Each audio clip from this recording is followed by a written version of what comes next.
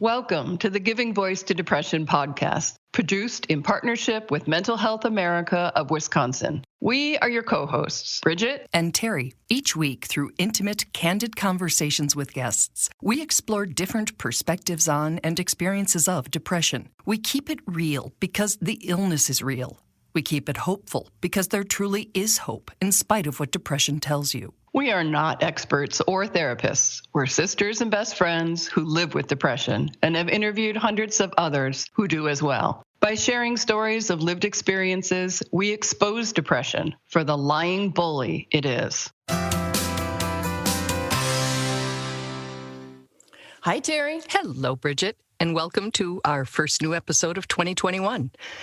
We would say Happy New Year, but at this moment in history, that phrase feels almost oblivious. So instead, we're going to dive right in. The other day, we saw a post on the internet by a person by the name of Claire Willett, and it said, "My boss just called and said, 'How are you?' And I reflexively said, 'Fine.' And she was like, 'Nope, start over. I'm not fine, and you are not fine, and no one is fine. Let's have a real conversation. How are you?' And I was like, 'Super terrible.' And she was like, 'Much better.'" Today, we want to have a real conversation in talking about the need for and the value of hope. We're also acknowledging the reality that hope can be really hard to come by sometimes, and that not having hope is a very dangerous thing. Our guest for this episode is licensed psychotherapist and psychology professor, Lauren Bittner. She believes that the decision to not give up is a valuable gift that we give ourselves. And we thought, with all the talk about New Year's resolutions and such, what if we added that to our list, or even put it at the top? What if we all resolved to seek and nourish hope in our lives and to encourage it in others? We talked with Lauren about what her clients are experiencing, how she counsels them to maintain or return to mental health, and how to be both hopeful and realistic. Here now is therapist Lauren Bittner giving her voice to depression. It's been really heavy. Even my most high-functioning clients are really struggling, and full transparency, myself too. At this point, I find that many people are just feeling worn down and exhausted, and they're trying to use self-care skills and, trying to extend compassion to themselves, take good care of themselves. But it's been really, really hard. And so at this point, I find that most people are just trying to take it moment by moment, that they can get too easily overwhelmed, even if they look at, the entire day. I certainly think that's my experience and the experience of most of the people we're talking to online. Even those of us who are really good at, dusting ourselves off and, right. Standing up again, the fall down 7 times, get up 8 is one thing. Fall down 7,000 times, is a different story. Right. That resilience gets harder and harder. It's still possible, but man, is it exhausting. Yeah. I think that's why community is so important. If anything, I'm finding that's, it's the biggest challenge, but the biggest avenue right now for resilience is trying to find creative ways to be connected. And certainly COVID makes that much more difficult than, in times past. But trying to be connected with other people who get it and who you can be real and messy with, I'm finding is the most helpful for myself and for other people. And one of our hopes is that being messy is more allowable now because everybody's feeling something. That's right. Even if you have absolutely perfect mental health, and I don't know that there is such a thing. That's a unicorn, yeah. Exactly. It has been challenging, and at the very least, you're worn down, or you're worn out, or you're angry, or you're sad, or you're tired. So true, yeah.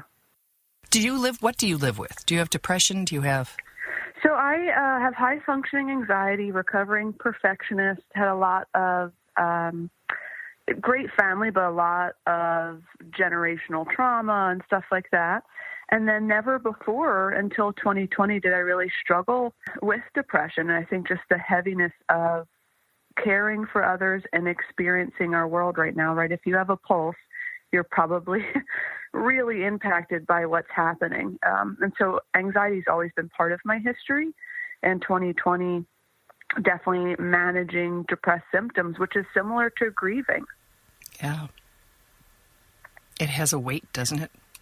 It's very heavy. And what I've also found is that, we have amazing nurses and frontline workers and, therapists and counselors and social workers, and they're doing a rock star job, but they're also just, at this point, they've been carrying stuff for so long. It gets heavy, and more than anything, I find that if I don't connect with other therapists who get it, I feel lonely, and that's a big catalyst for feeling depressed. If I feel lonely, that can usher me right into a depressed place. Absolutely, and that's the sort of double whammy. Isolation is, a symptom and a fuel for depression, and we are being, in many ways, forced to be more isolated. That's sort of a recipe for not good things. That's right, yeah. Which leads us to the dire need for hope. Hope. When everything from social and political unrest to the pandemic and its associated losses to depression itself can drain us of the belief that things can and do get better. Yeah, really good question. And I think for me, giving up, I have never struggled with feeling suicidal at all, but have deep compassion for many of the people that have and have walked alongside people in that path. And it's very scary and lonely. And I think for me, for giving up looks more like as a full-grown adult wanting to hide under my covers and not come out and just check out, just be, almost not present. I just kind of give up emotionally and float on by. And that creates quite the civil war inside of myself, because what's most deep and fire in me is this passion to help other people. And so sometimes when the giving up is tempting, I know that I can't help other people if I give up. And it's this balancing act of making sure I take good care of myself. I have to take good care of myself first.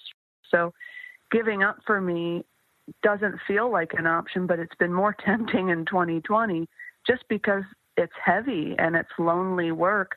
And I'm feeling not only what everyone else is feeling, this universal experience of, civil unrest and not knowing what's going on with the virus and, all that loneliness of not being connected with our loved ones the way that we had hoped and imagined, but also trying to care for others and hold space for them as they navigate that. And so giving up for me, sometimes the temptation is I'm done. I'm going to stay under the covers and just not help the world. And that's not an option.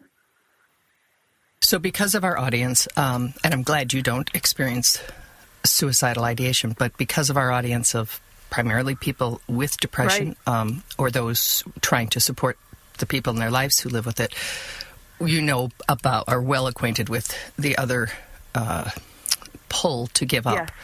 And I want to just talk about how you have helped people, on that path, and how you believe that there is an other side worth holding on for.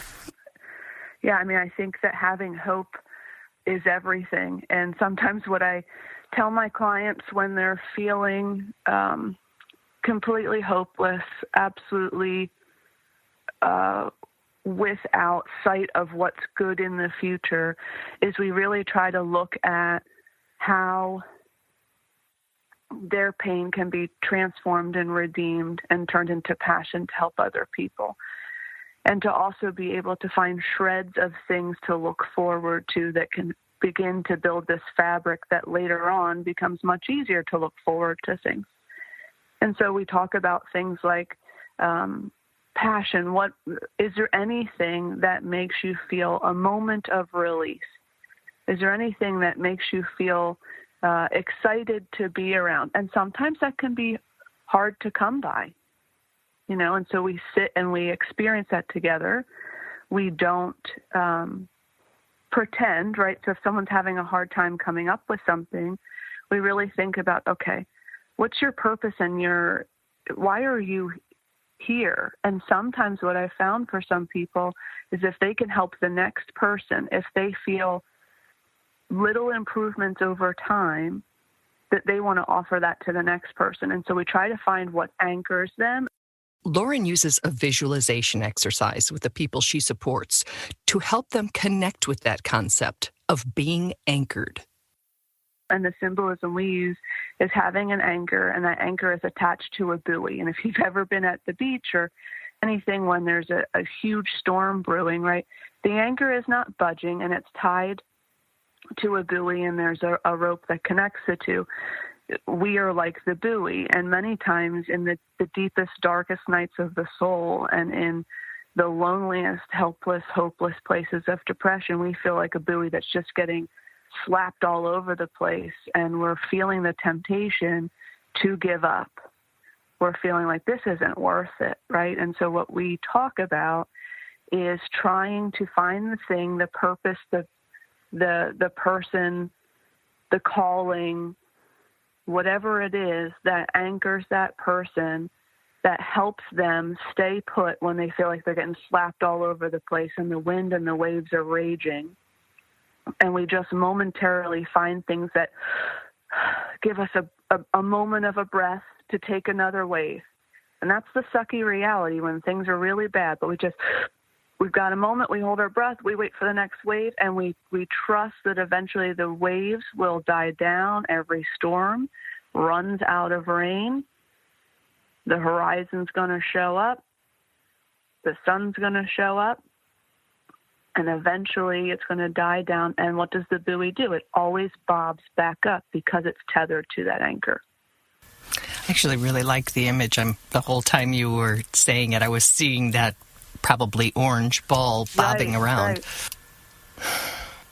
What, in your experience with your clients, are some of the most common, like if somebody's listening to that and saying, I can't think of an anchor, I don't think I have an anchor. Mm-hmm. What are some of the more common anchors that maybe somebody would say, oh, yeah, I guess I kind of do have that?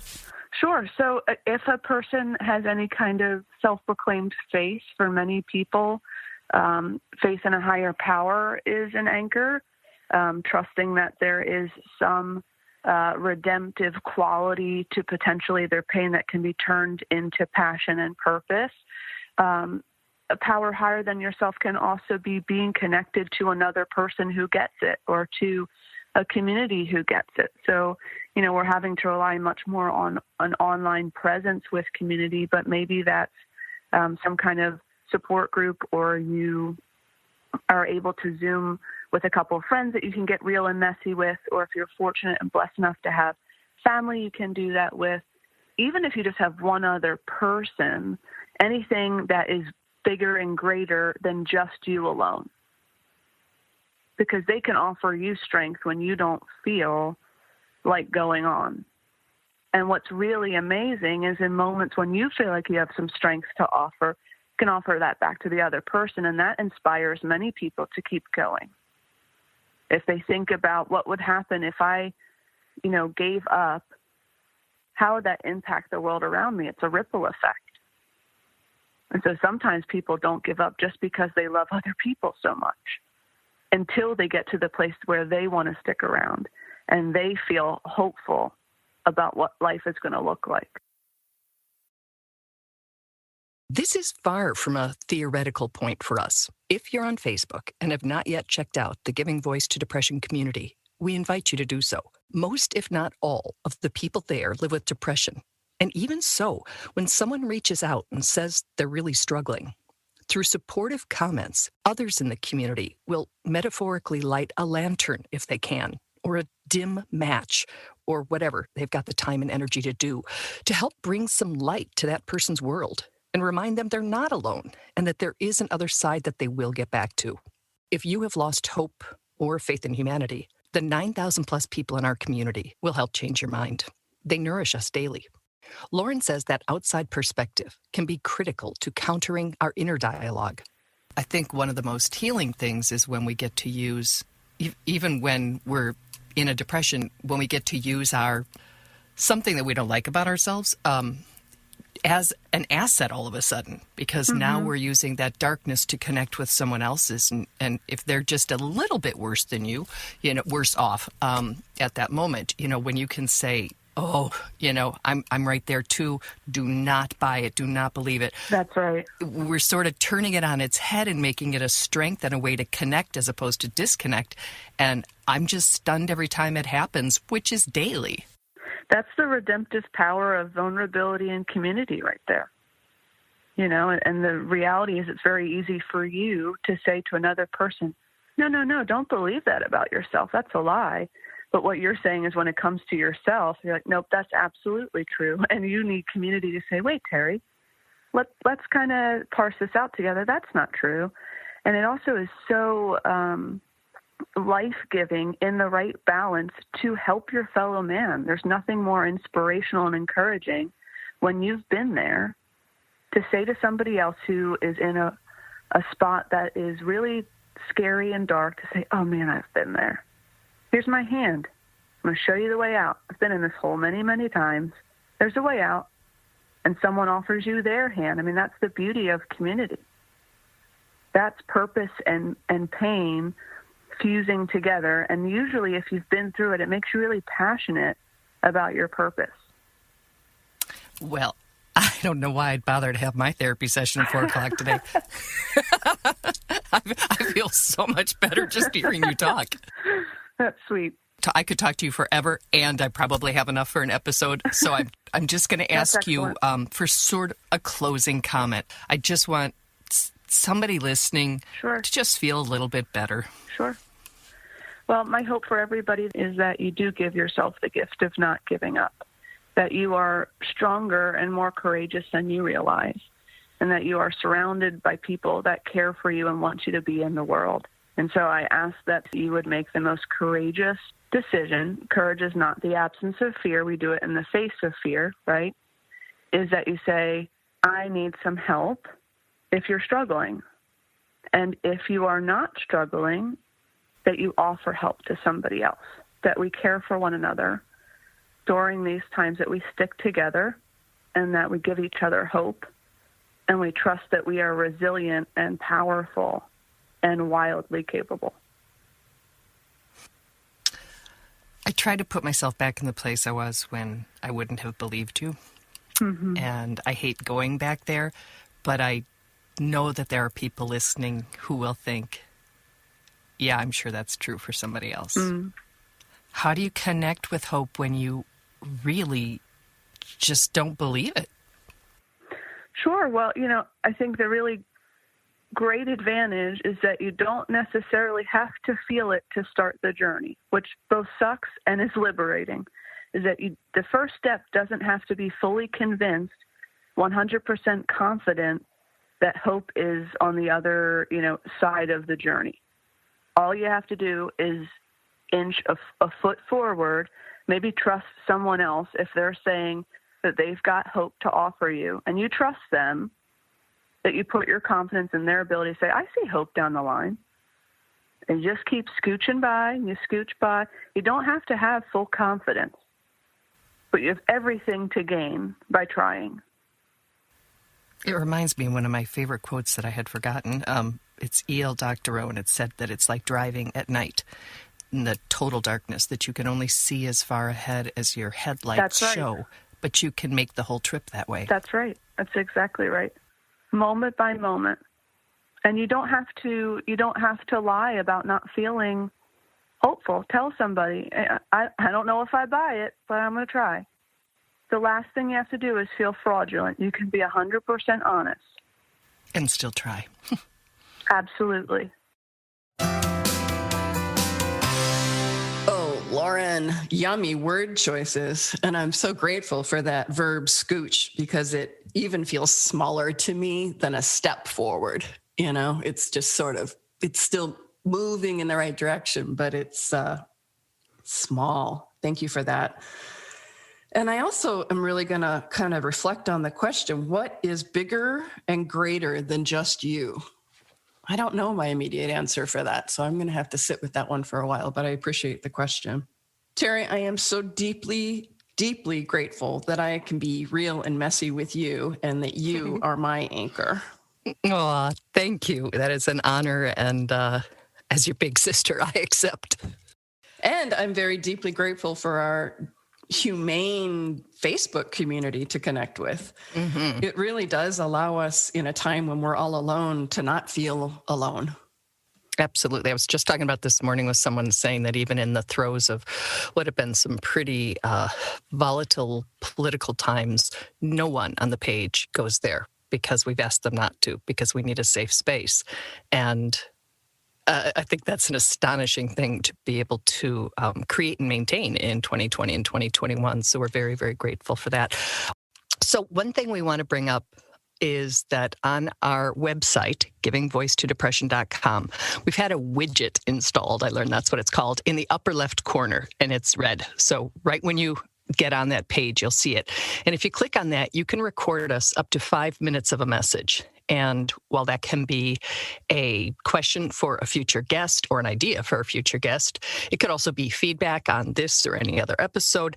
And we'd also really like some feedback about giving voice to depression, whether for you that's this podcast and or the Facebook community or the daily social media posts. We want to know how, hopefully, it helps you or benefits you. I don't know what verb to use. And the more we understand that, the more we can direct our efforts in that direction so that we can be of more help. And it makes us feel more connected too. You know, this is a relationship. It's a two-way relationship. And if leaving your name makes you feel uncomfortable, we want this to be like a safe and comfortable way for you to share. So there's really no need to leave your name if that makes it something that you'll do. Yeah, absolutely.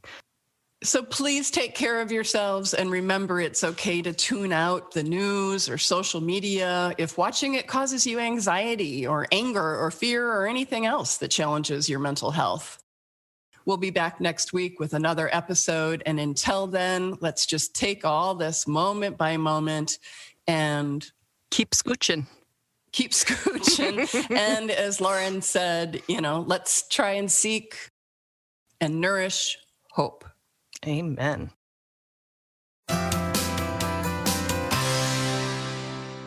We truly hope that our podcast brings a little more understanding, helps you better articulate your experience of depression, or better understand how to support someone else's. We invite you to join us for daily posts on the Giving Voice to Depression Facebook page and on Twitter and Instagram at Voice Depression. It is a comfort to be among fellow travelers on depression's dark road. And remember, if you're struggling, speak up. If someone else is, listen up.